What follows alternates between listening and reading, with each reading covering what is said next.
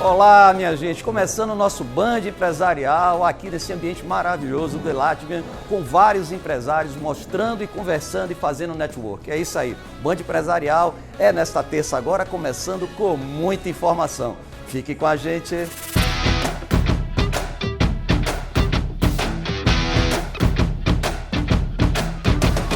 Satisfação imensa estar aqui com vocês. Primeiro agradecer aí a Gustavo pela recepção, pela ideia também da gente poder estar aqui junto com o The Latvian para poder fazer esse bate-papo, que com certeza é o início que a gente está querendo fazer. Lugar maravilhoso, gostoso e que Salvador, de um ponto de vista, está extremamente carente de ter. Eu acho que parte de dois princípios principais. Eu acho que o primeiro chama-se o networking. Eu acho que o networking empresarial ele está ultimamente muito carente, muito repetitivo. Ou seja, a gente acaba indo para alguma palestra, passa 2 horas vendo alguém falar, e aí depois eu não conheço ninguém, eu não sei quem é ninguém, eu não falo com ninguém, e aí eu saí de lá, tá bacana, eu peguei um insightzinho de alguma coisa que foi falada, mas quem é aquele cara que estava ali do lado? Quem é essa pessoa que está ali na mesa ali da frente? Então, esse foi um propósito que eu achei muito interessante aqui do Latvian, mas também foi o propósito que nasceu o Band Empresarial.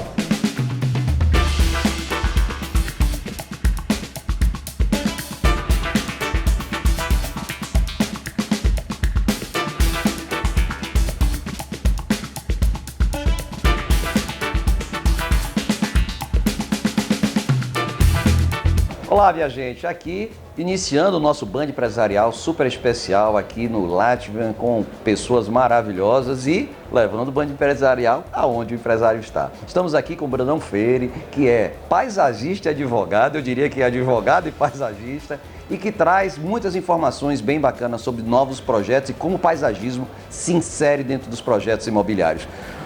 Boa tarde, Brandão, tudo bem? Boa tarde, meu querido, é um prazer sempre estar com você e como você mesmo diz, né, o advogado mais desatualizado da Bahia, porque já tem 12 anos somente com paisagismo, mas é uma satisfação estar com você aqui, meu amigo.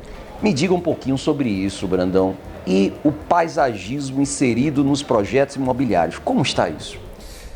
Uma crescente muito interessante, né, porque antigamente, o paisagismo ele era preterido, né? E era visto pelas construtoras como aquela última linha da planilha do Excel, lá com uma porcentagem muito baixa, para poder, no final de tudo, colocar plantinha para ficar bonito. Hoje, os players do mercado já compreenderam e começaram a ouvir os seus clientes. Então, os empreendimentos hoje já estão contemplando muito mais design biofílico, verde, fazendo com que as pessoas se sintam mais conectadas. Perfeito. E aí é que eu digo o seguinte, vende, ajuda a vender, né? Ou seja, diversos padrões de empreendimentos, não importa se alto, baixo, mas na verdade todo mundo quer se sentir inserido dentro de um ambiente de paisagismo gostoso, aprazível e aconchegante. Sim, sem dúvidas, o paisagismo, muitas pessoas imaginam que o paisagismo ele é somente colocar ali planta ao final de tudo. Verdade. Mas o paisagismo ele tem uma capacidade de conectar pessoas. Nós somos a natureza. E então, quando não encontramos locais que tenham essa beleza natural, que tenham a natureza, nós nos conectamos. Perfeito. E aí, eu tive recentemente num evento e os arquitetos se inserindo muito preocupados com esse lado que você está tocando aí, do paisagismo e da pessoa se sentir o comprador, não só dentro de uma selva de pedra ali naquele ambiente, envolvendo algumas tendências. O que é que você me diria que são as principais tendências dessa interação entre paisagismo e os projetos imobiliários? De um modo geral, o paisagismo ele se tornou protagonista hoje. Então eu vi, no período sobretudo da pandemia, empreendimentos que iriam ser lançados dando um freio de arrumação para dizer assim, opa, agora eu tenho que ter um home office, né? E agora eu tenho que ter mais verde nos empreendimentos. Então, de um modo geral, as construtoras tiveram e os arquitetos, né, tiveram uma reorganização do mercado nesse sentido. Mas, sem sombra de dúvidas, o produto que faz com que a gente tenha uma maior, um mercado requisitando ele, seria as piscinas naturais. Piscinas naturais. Porque uma piscina convencional, ela é a extensão da arquitetura. Quando uma piscina natural, ela é a extensão do jardim, da área verde, né? Então, enquanto a convencional ela vai ser mais construção, a natural ela é uma piscina que permite você contemplar o jardim, tomar banho com peixes e plantas. Então, essa é a grande tendência. Isso quer dizer o seguinte, eu posso estar num lugar, num empreendimento que na verdade não tem o mar próximo, e levar, através do paisagismo, esse ambiente, esse mar, digamos assim, essa sensação da natureza aquática para o lugar onde eu estou. Exatamente, e isso também está sendo requisitado pelos empresários do setor imobiliário, justamente porque hoje, para poder você construir, você procura justamente um local que tenha beleza natural. Esses locais, eles geralmente já estão ocupados. Quando você encontra, tem um valor agregado muito maior para poder você construir. Sem contar que você tem a limitação de algumas liberações ambientais. Hoje, nós permitimos que o empresário possa investir em um local que seja muito mais simples, como se fosse um grande gramado. Ele constrói o condomínio dele e a gente traz a beleza natural para dentro do espaço. Como já está sendo feito, inclusive, com alguns empreendimentos aqui na Bahia. Opa! Isso é um ponto importante, porque você está falando assim, a gente às vezes quando parece Deus seguinte ponto, mas você está falando isso está acontecendo na Europa, está acontecendo nos Estados Unidos ou está conhecendo?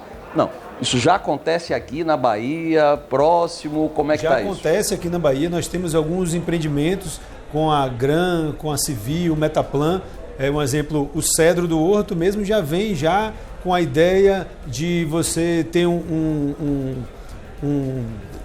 Lake Park, onde você vai chegar, vai encontrar ali no final do dia um lugar para poder você contemplar peixes e plantas. Você tem, por exemplo, o Guarajuba Beach Country da Metaplan, que é um conceito de fazenda dentro de grande centro, onde você vai ter, inclusive, a maior piscina do Norte e Nordeste. Então, assim, isso já é uma realidade. Então é isso aí, gente. Olha quanta coisa bacana na área do paisagismo e que a gente fica entendendo que é só botar um jarro ali na nossa varanda. Não, esse ambiente é muito gostoso. Brandão, eu agradeço demais. Fala com certeza aí nas suas considerações finais, inclusive lá na varanda, que tem tudo isso disponível para qualquer pessoa que esteja nos assistindo, né? A gente fica muito feliz com o momento das pessoas conseguirem compreender a importância que o paisagismo pode trazer na melhoria da qualidade de vida das pessoas. Hoje, lá na varanda, ela é justamente um lugar que reúne todos esses serviços para poder fazer com que a nossa casa seja um lugar muito prazeroso, né? Então, é isso aí.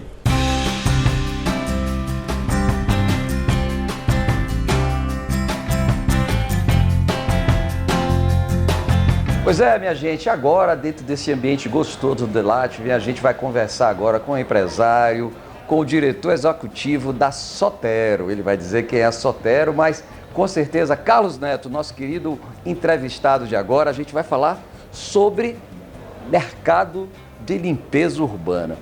Me diz um pouquinho, por favor, Carlos, boa tarde, você ter vindo aqui no nosso Band Empresarial. Fala um pouquinho da Sotero. Boa tarde, Azevedo, boa tarde a todos. A Sotero Ambiental é uma empresa que é responsável pela limpeza de metade do município de Salvador. Hoje somos mais de 2.000 funcionários que estamos diariamente cuidando e limpando da nossa cidade, né? Então, 365 dias, 24 horas, cuidando da limpeza, levando saúde para a população e para tantos turistas que visitam a nossa cidade, né? Cuidar de Salvador com amor. Que isso que é bacana, né? E uma coisa tão difícil, né, gente? É uma coisa que a gente olha tanto, com um olhar bastante crítico, mas tem gente trabalhando 365 dias, festas, carnavais e tudo mais. Como é esse processo de limpeza? A logística que funciona em cima disso tudo, Carlos? Azevedo, é um processo com muito planejamento, um time muito competente por trás, para garantir que efetivamente o nosso serviço seja executado com excelência. Então, a gente faz o planejamento, o roteiro de todos os caminhões, o roteiro de todos os varredores, para garantir que a nossa cidade seja 100% limpa. Então, tem uma preparação, treinamento, todos os nossos valores e disseminação da nossa cultura para que ela consiga chegar na vassoura em campo, né? Então, é um trabalho envolver todos esses colaboradores nesse mundo por um propósito tão importante, né? Que é levar mais saúde para a população. Ô Neto, eu sempre fico me perguntando, mas tem que haver também a conscientização, meu povo, e aí estou falando diretamente com você, de entender o trabalho que é feito pela limpeza urbana, ou seja, muitas vezes deixado lá resíduos, lixo, vidro e tudo mais. Então, há um trabalho também por parte da Sotero de conscientizar o cidadão que utiliza as limpezas urbanas? Sim, com certeza. Manter essa cultura, essa educação para a população é fundamental.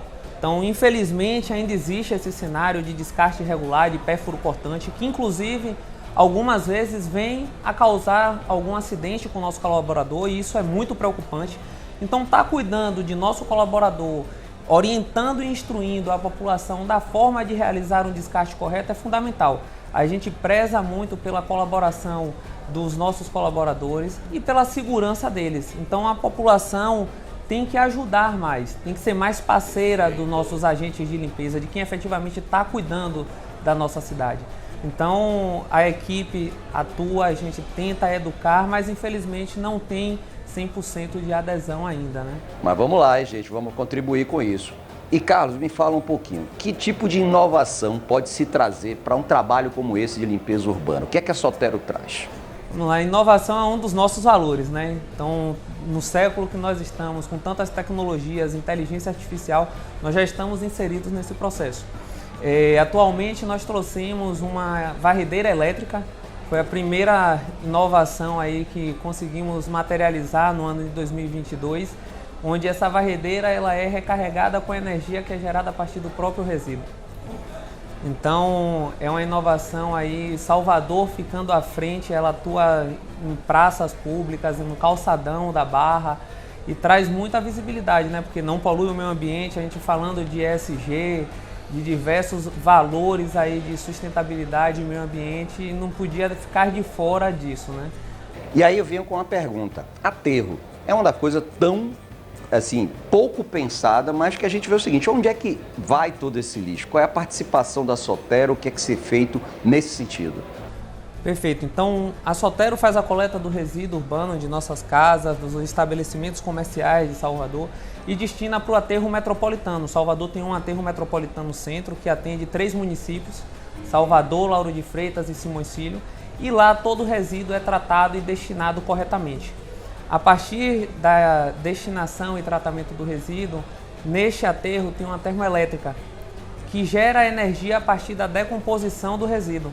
E poucas pessoas sabem dessa tecnologia em Salvador. Nossa, eu mesmo estou conhecendo agora, viu? Inclusive, o aterro de Salvador foi reconhecido como o primeiro aterro do mundo a ser reconhecido pela ONU com neutralização de créditos de carbono a partir desse tratamento que é dado aqui em Salvador. E me conta o seguinte, para poder receber esse aterro de Salvador, receber o material, os resíduos que vem da Sotero, a Sotero também participa de alguma forma, existe algum cuidado especial e de que forma também a população pode contribuir nesse sentido? O cuidado especial depende do envolvimento de todos, né? As pessoas fazerem efetivamente o destino correto, fazer a apresentação do resíduo dentro do horário de coleta e a partir daí entra a parte da Sotero, onde a gente faz toda a coleta do resíduo e destina no aterro e lá o serviço é executado com muita transparência e da forma correta, né? Sem poluir o meio ambiente e trazendo benefícios para o nosso município. Ó, tá vendo aí, gente? Mais empresas fazendo um trabalho super diferenciado aqui na nossa Bahia. Obrigado, Carlos Neto. Obrigado, Sotero, pela limpeza, por deixar a nossa cidade cada vez mais linda. E o Band Empresarial volta daqui a pouquinho. Fique com a gente.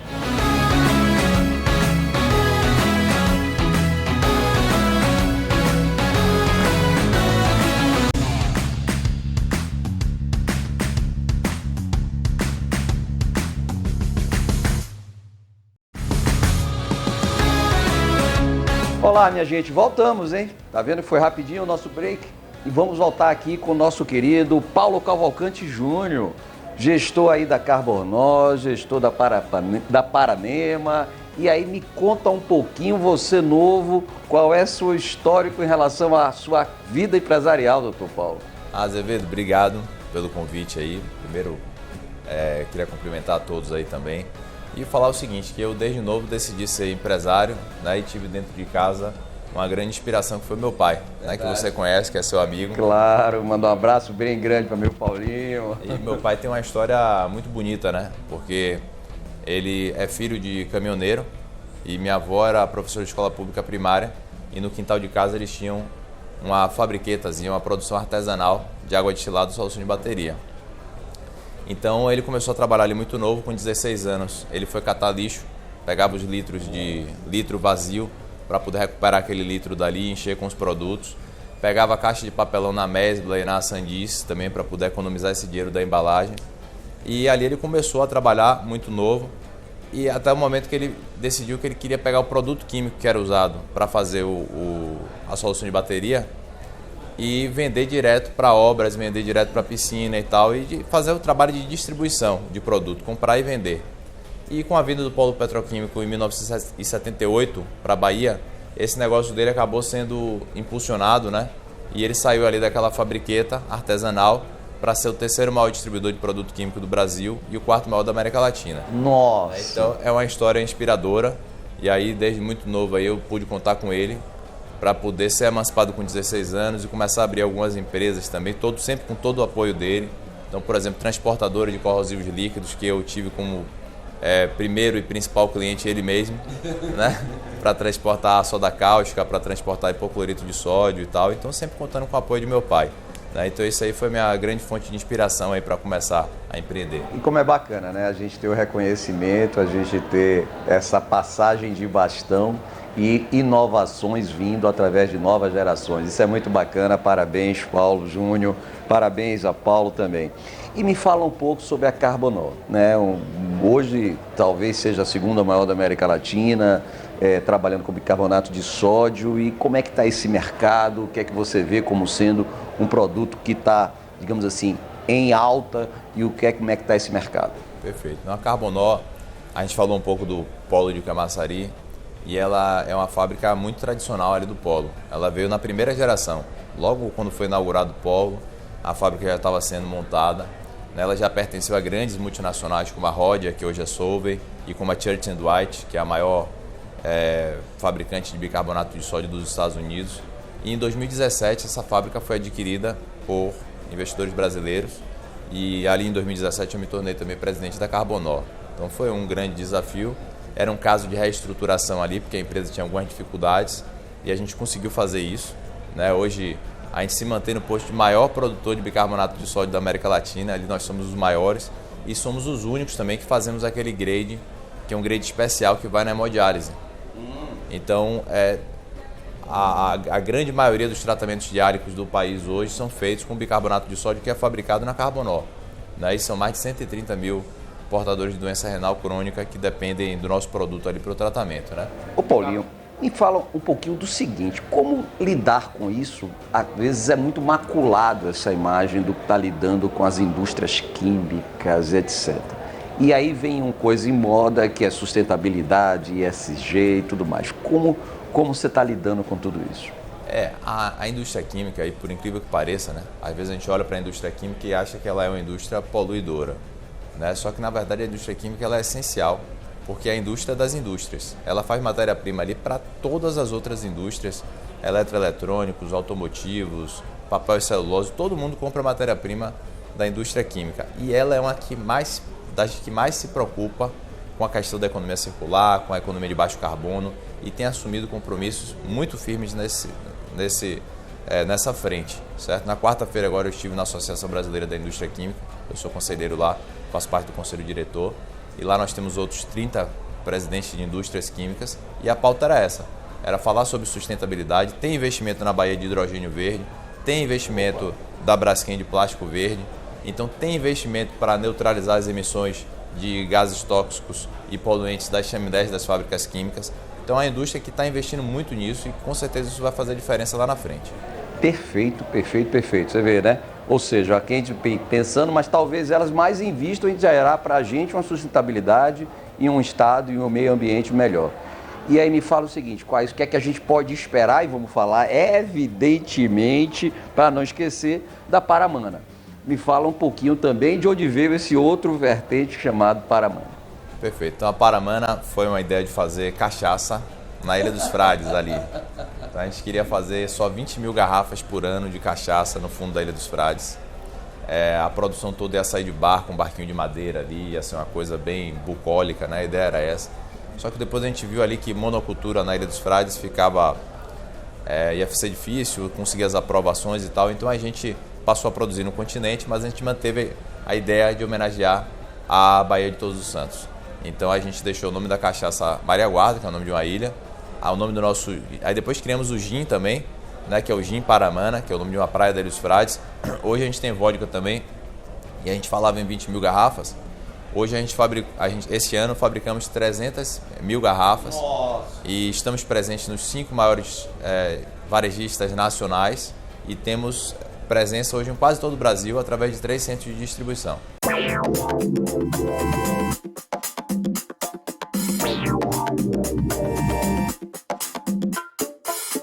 Pois é, minha gente, estamos aqui com mais uma pessoa para entrevistar nesse ambiente gostoso do The Latvian, que é Márcio Davi, um arquiteto que tem feito um trabalho maravilhoso no mundo dos projetos. E vamos aqui conversar sobre essas tendências, coisas novas que estão vindo nesse mundo da arquitetura. Prazer, Márcio, estar com você aqui no nosso Band Empresarial. Azevedo, o prazer é todo meu, muito obrigado pelo convite. Vai ser um prazer poder conversar com você sobre esse tema que eu sou apaixonado. Pois é, me fala um pouquinho exatamente sobre isso. O que é que está sendo feito de novo? A arquitetura, de vez em quando, principalmente quando envolve projetos imobiliários, alguma coisa assim, ele diz que está muito engessada, que os projetos são muito repetitivos, mas o que a gente vê hoje é uma grande revolução em cima disso, não? A tendência na arquitetura hoje, para mim, ela está muito vinculada à humanização do espaço, à proximidade do espaço e da arquitetura para com o seu usuário, para com o proprietário. Então, eu acho que a grande tendência é essa. Claro que isso reflete nos materiais, reflete no paisagismo, reflete no cotidiano, mas a arquitetura hoje, para mim, ela está sendo muito feita a 4 mãos, o profissional e aquele que vai usufruir o espaço, muito focada nessa humanização. E aí vem um ponto interessante que você fala. Eu estava conversando também com o Brandão e trabalhando fortemente sobre a questão do paisagismo, mas o que eu vejo é o seguinte, você fala aí da humanização, ou seja, como interagir, que as pessoas têm uma tendência de ficar dentro do seu ambiente e não interagir com o mundo externo ou a arquitetura, conversar um pouco mais com esse cliente, dizendo o seguinte, ele não vai ficar ali só naquele quadrado, vivendo ali só naquele quarto. O que é que tem chegado, o que é que tem de novo que possa estar sendo oferecido? Olha, a integração que está acontecendo entre pessoa e arquitetura e comunidade e arquitetura, eu acho que a grande novidade é a inserção da biofilia, digamos assim, né? O paisagismo ele entra de maneira muito agressiva, com as paredes verdes, os materiais também remetem cada vez mais a uma textura, a um aspecto natural. Então, eu acho que o ambiente particular está absorvendo o seu entorno, né? Visualmente falando, com paisagismo, com materiais mais naturais, com o dia a dia talvez mais leve, uma dinâmica muito mais humana. E aí que eu digo, a emoção, a alma da pessoa, dessa pessoa que vai conviver naquele ambiente. Claro que você tem lá ambiente da academia, que você vai ter que fazer, mas a gente é vivido organolepticamente de alguns sentidos. Isso tem sido trabalhado de maneira muito forte, né? Seria uma inovação do mercado da arquitetura? Os sentidos de fato são muito trabalhados, eu acho que todos eles, não só a questão do visual, né, mas também das expectativas. Acho que a expectativa entra muito. Boa. Quando a gente desenvolve projeto comercial, por exemplo, a gente sempre foca na questão do instagramável, ou seja, como a gente consegue criar ambientes que a pessoa possa estar presente e se conectar com o mundo virtual através de uma foto, através de fato de uma interação. Então eu acho que os sentidos com os materiais são bastante presentes, mas também acho que as expectativas são muito trabalhadas, né? As expectativas de conexão entre o mundo físico e o mundo virtual. Como é que está a Bahia nesse sentido em relação ao Brasil, Márcio? Você que faz trabalhos aí em vários locais, mas como é que está a nossa Bahia em relação ao Brasil? De maneira particular, o mercado imobiliário na Bahia, eu tenho sentido, pelo menos o nosso escritório que trabalha com apoio à incorporação, tem sentido um movimento bastante agressivo, né? Nós temos um volume bastante positivo de estudos e eles estão se movimentando e se agregando de maneira muito contundente, né?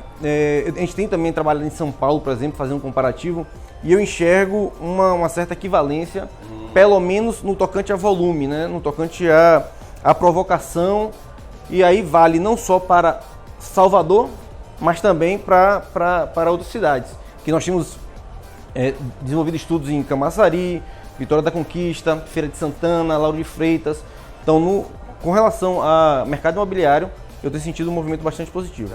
A gente vê aí, muita gente fica às vezes com medo, não vou contratar o arquiteto que não sei o que, mas ao contrário, o arquiteto busca, inclusive, formas bastante econômicas de você poder fazer o negócio, né? Eu acho que a questão da economia, por conta do arquiteto, ela gira no fato de ser um primeiro desembolso para você gerar depois um desembolso maior. E não se consegue construir, que na verdade é um investimento. A arquitetura ela vai trazer qualidade de uso do espaço, então, consequentemente, qualidade de vida, vai trazer economia de fato, de recursos, economia direta na construção, vai trazer uma boa arquitetura, facilidade de revenda. Então, você tem uma casa, e isso muitas vezes nós somos questionados quanto a isso. E se eu quiser vender, a casa tem que ser passível de ser ou adaptada, ou pelo menos ter a maior velocidade possível de venda. Então, a arquitetura ela agrega isso, e com economia objetiva do projeto, menos refazimento, mais assertividade e dentro de uma expectativa de investimento do cliente. Então, a gente sempre trabalha com a expectativa. Para o seu produto, quanto você pretende investir, quanto é válido para você, é tanto. Vamos trabalhar dentro dessa margem, entendeu? Por fim, Márcio, me explica a questão da customização. Ou seja, muitas vezes eu me lembro que eu fui contratar o arquiteto para fazer meu apartamento e daqui a pouco eu falei, não, eu quero isso aqui, mas isso aqui não sei o que. Eu quero isso aqui, mas isso aqui não sei o que. Vem cá, é meu ou seu, de quem é o apartamento, enfim. Como é que está esse trânsito em relação a essa questão da customização? Olha, a gente lá no escritório, né, a gente tem uma filosofia que a arquitetura deve ser desenvolvida a 4 mãos e ela está a serviço, entendeu? Então, na minha concepção, tudo é bom e tudo é bonito e é a obrigação do arquiteto contextualizar para o que é bonito para o cliente. Então, se para você é bacana, a arquitetura deve servir ao seu gosto e não o contrário. Então, você precisa trabalhar a adaptação da arquitetura para aquele fim, que é o prazer que você quer ter naquele espaço. Opa! E me diga o seguinte, quais são os próximos planos aí de Márcio Davi? Como é que ele está imaginando a tendência, sustentabilidade, emoção e tudo mais para esse ano de 2023? E se a arquitetura pode entrar também no produto econômico, no produto mais barato? Primeiro, a expectativa é super positiva. Nós temos um movimento muito bom com relação... Nós temos 12 braços, né? Com relação à incorporação imobiliária, nós temos um movimento bacana. A arquitetura interiores também está se desenvolvendo muito positivamente. E sim, eu acredito que a arquitetura, a partir do momento que eu entendo que a arquitetura está a serviço, ela deve servir também uma situação de economia. Então, quais são os pilares, o que é importante para você? Economia, estética, a arquitetura deve se adaptar a atender o que é importante para você. Por isso que eu entendo que é sempre feito a 4 mãos. É isso aí, minha gente. Márcio Davi, arquiteto, fazendo projetos maravilhosos, seja de incorporação, como ele falou, seja de design de interiores, ou seja, fazendo um trabalho maravilhoso. Vamos desmistificar a ideia de que o arquiteto não é para todo mundo, ao contrário, eu penso que sempre, para todo projeto, você vai ganhar muito tendo um arquiteto junto com você. Márcio, parabéns pelo trabalho, parabéns pelo que você está fazendo e obrigado por estar aqui no nosso Band Empresarial. Azevedo, foi um prazer, sou fã do programa e estou aqui muito agradecido.